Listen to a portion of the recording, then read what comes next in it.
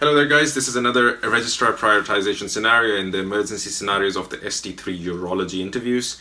The question is, you're the on-call registrar, there's a patient who had a TURP today and he is bleeding. Number 2, there's a bladder injury in the obstetric theatres. Number 3, there's an angry A&E consultant where he's mentioned that there's 4 patients waiting to be seen. It's sometimes good if you're not sure how to prioritize. You can sometimes ask for more information about this post-URP bleed, for example, if they're stable or not, etc. But then the way I usually answer it, I do make a pattern in my mind because it's easier. Once you've read the scenario, then once you've made the pattern, if you ask for too much information, that sequence might change and then that just complicates things in my mind. I mean, that's how I approach it. So I had an answer ready and I would be ready to justify it. And that's how I dealt with it. So the way I would deal with this is there are multiple urological emergencies in this scenario and I will rationalize my skills and my team skills limitations to prioritize these patients safely. I will see the post-URP bleed and ask the nurses to do a bladder scan and a bladder washout, and also to stop the irrigation for the time being and repeat the observations and bloods with the blood gas. I will call my consultant to kindly review the bladder injury in theatres and inform the theatres of equipment, and also call the radiographer. And I will ask my F1 and SHO to go to the accident emergency department and go through the referrals and discuss with me so that they can be appropriately prioritized safely. Sometimes, and in some cases, you can say that if it's a core trainee, they can go and assess the post-URP bleed because they should be able to deal with immediate resuscitation procedures, especially in cases, the other cases are quite straightforward where, you've got a bladder injury and an angry A&E consultant. The bladder injury will not be dealt by a CT, neither an ST3 registrar, so that would be a consultant job. And A&E angry patients, there's no further information, so what are those patients? So you can either ask, but there's a lot of information there, so I would rather not ask and keep my answer short. The post-URP bleed in this scenario is something that a registrar should sort now, because if there was something like a priapism in one of the scenarios, and there is, you will see moving on, then the registrar should go and see the priapism, because the CT will not be able to deal with the priapism, and ask the CT to go see the post-URP bleed. So you prioritize it accordingly. In this case, I've prioritized it the way I've said it. So question is, post-URP patient, increased heart rate, reduced blood pressure, how would you manage? I will assess this patient according to the CRISP A to E protocol and concomitantly look at the operative notes for any complications, resection time, capsular breach, and prostate size, etc. Also, I will look for any bloods or blood gases, including his hemoglobin and metabolic status.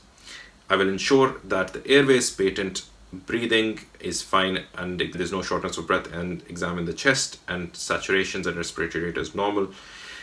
So you go through the A and B quickly. And then you say, in circulation, I would put 2 large bore IV cannulas, 16 or 18 gauge, give 2 liters of Hartmann solution as 500 mils boluses.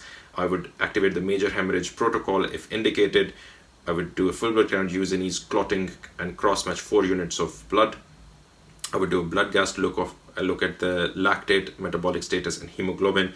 I would seek help from the CCOT and the anesthetic team to help with resuscitation. And then after the ABC, you just say, I will then focus on stopping the bleed, giving bladder washout, removing any clots, and restarting the irrigation, and then simple techniques such as inflating the catheter balloon to 50 cc and tugging the catheter either with the weight opposition or tying it to the leg. I will then release the pressure every 30 minutes for 5 minutes to prevent bladder neck ischemia. If the bleeding does not stop, I will call the operating urological surgeon and the on-call consultant for taking him back to theatre. I will also inform the theatre coordinator and anesthetist to rebook this case as an emergency. Also, we will need to consider organizing a HDU and ICU bed post-operatively. This is a very concentrated answer, and this was one of the difficult ones that I had to put together because there's so many things happening. So CRISP A to E protocol, you have to say, look for operating complications. What is the ABC? and AB should be a bit quicker. C should be a bit more prolonged because he's bleeding, so C should be more comprehensive, which is dealing with the bleed by giving, but also then stopping the tap or stopping the bleed. And the stopping bleed, how will you stop the bleed? And that is the different steps, which is your washout, irrigation, tugging the catheter, inflating the 50 cc in the balloon, and then if it doesn't stop, taking them back to theater. So the primary focus will be on C, but don't forget your CRISP, your concomitantly looking at the operation notes, A, B, and then the C. Okay, so then question is, okay, A&E consultant shouts at you, and since you're very late, what will you do? So take him, this is all a bit of a management scenario. So take him into a private space, explain the situation, and apologize. But do not apologize if he keeps on shouting and undermines you. So don't say, he keeps on shouting and he's undermining you, and then you say, I'm going to start apologizing, because this is an inappropriate behavior. You're trying to explain the situation. And then contact the on-call consultant if the unprofessional behavior continues. And once the patients are safe and sorted, incident report and inform my educational supervisor. So then in A&E, the first patient you see is a 64-year-old diabetic with a left loin to groin pain with raised temperatures. What are the specific history questions that you will ask? So this is more of a loin to groin pain, stone sort of scenario, pyelonephritis sort of scenario. So what specific questions? So onset, duration, progression, and severity of symptoms, which is pain and fever, associated lower urinary tract symptoms, especially dysuria, frequency, urgency, nocturia, foul-smelling urine, and fevers. Hematuria present, and past medical history of stones, recurrent urinary tract infections, immunosuppression, diabetes mellitus, HIV, steroids, and alcohol, and recent urological intervention. And medications such as anticoagulants, allergies, and general fitness and performance status. You can also ask about smoking, obesity, and fluid intake, but that's not really important in this emergency sort of a history. What are your differential diagnoses? Number 1, infected obstructed system. Number 2, pyelonephritis. Number 3, diverticulitis. Number 4, tubo-ovarian abscess. Other differentials include ovarian torsion, iliac artery aneurysms, trauma, and musculoskeletal pain. What are the investigations you will organize? Urine dip, culture insensitivity, blood cultures, bloods including full blood count, using CRP, clotting, group and save, and lactate, and a CTKUP. So the patient's tachycardic, temperature 38.5, radiologist says we'll do CTKUP tomorrow. What will you do? So explain the situation, immediate to rule out infected obstructed system, may need immediate intervention.